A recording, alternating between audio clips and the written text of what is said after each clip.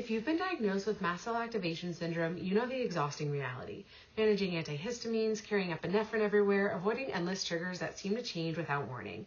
Things like flushing, hives, digestive chaos, heart racing, brain fog, and all of that is at once with no clear pattern. And here's what makes it even more frustrating. Your doctors tell you it's idiopathic, which is a medical term for we don't know why this is happening. So they manage your symptoms, but no one's asking the bigger question. Why did your mast cells become hypersensitive in the first place?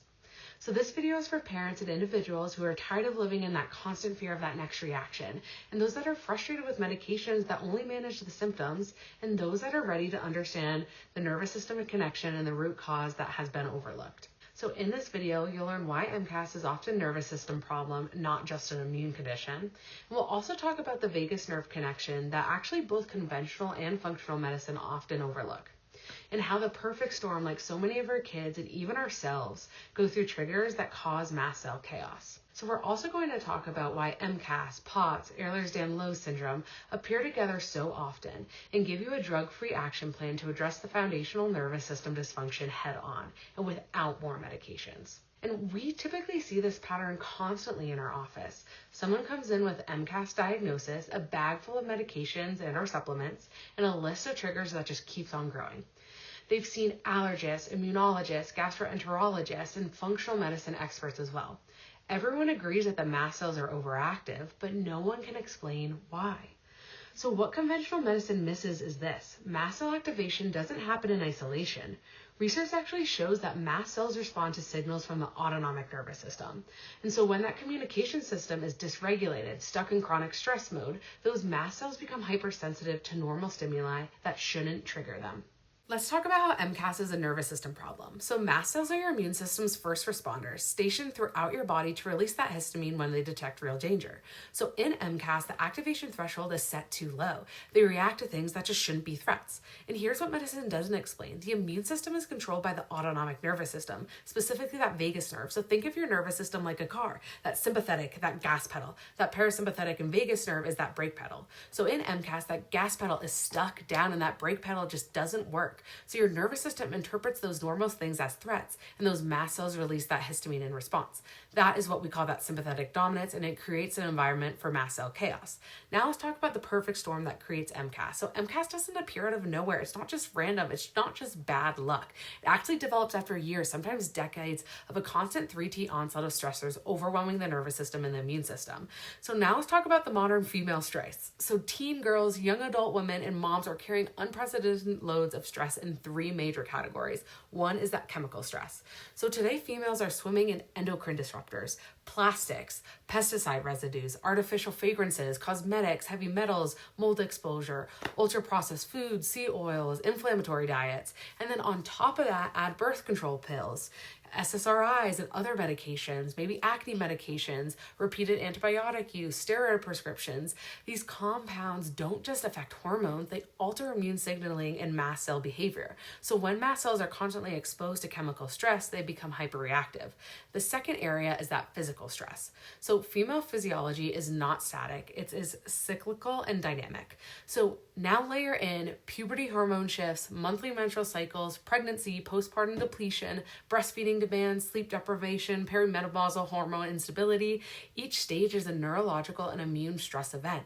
And we could also add high intensity sports, overtraining, undereating, chronic inflammation, concussions, auto accidents, sedentary tech posture. The body never gets a reset. And so over time, the autonomic nervous system shifts towards that survival mode and mast cells respond accordingly. The third is emotional stress. So this may be the most overlooked. Things like academic pressure, social media comparison, body image stress, relationship trauma, workplace burnout, financial stress, caregiving overload, the invisible mental load moms really carry, chronic emotional stress that really drives elevated cortisol, sympathetic dominance, vagal tone suppression, immune dysregulation, and mast cells are directly wired to those hormones when the brain lives in that fight or flight and those mast cells just follow. Now let's get into the 3-stage progression. So stage 1 is accumulation, years of chemical, hormonal, physical, and emotional stress just to start stacking up. Those symptoms are subtle at first: PMS worsening, migraines, anxiety, bloating, histamine sensitivity, fatigue, but those labs often look normal. So stage 2 is that dysregulation. The nervous system actually shifts into that chronic sympathetic dominance, and now we start to see hormone chaos, cycle irregularities, autoimmune markers, POTS symptoms, food sensitivities, hives, flushing, itching, brain fog. Mast cells are being primed. And so stage 3 is that hyperreactivity. The system loses its discrimination. Those mast cells begin reacting to things like temperature changes, food previously tolerated, smells, stress, hormone shifts, supplements.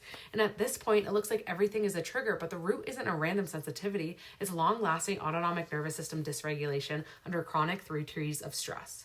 So why MCAS often clusters with POTS, EDS, and fibromyalgia and dysautonomia?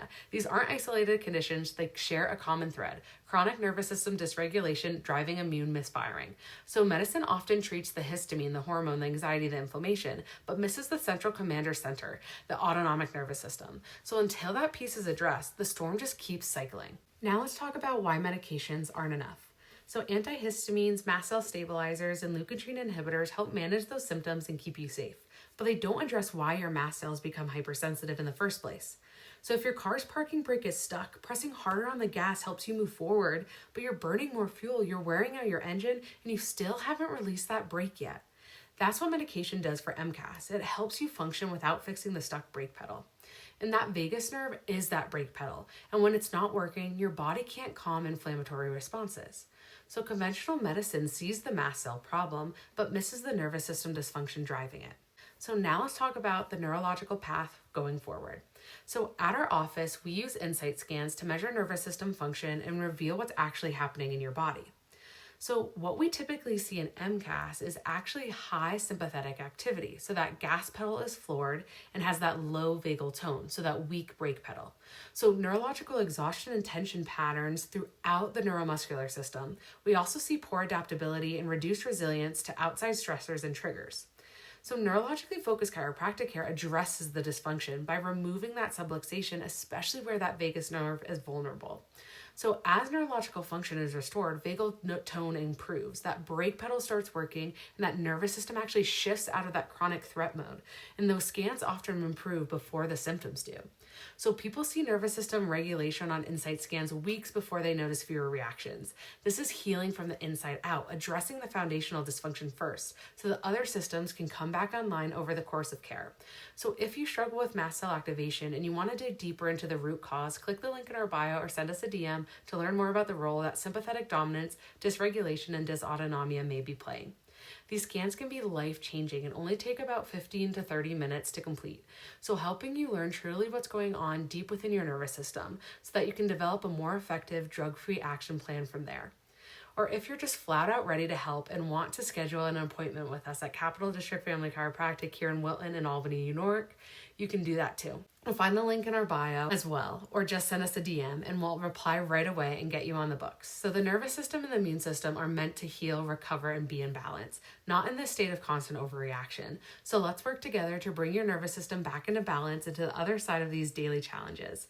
Please share this video with anyone you know who needs to hear this, friends, family members, Facebook groups. You can give our office a call at 518-599-0067 or visit our website for more information at cdfcchiro.com. Our team is here to help.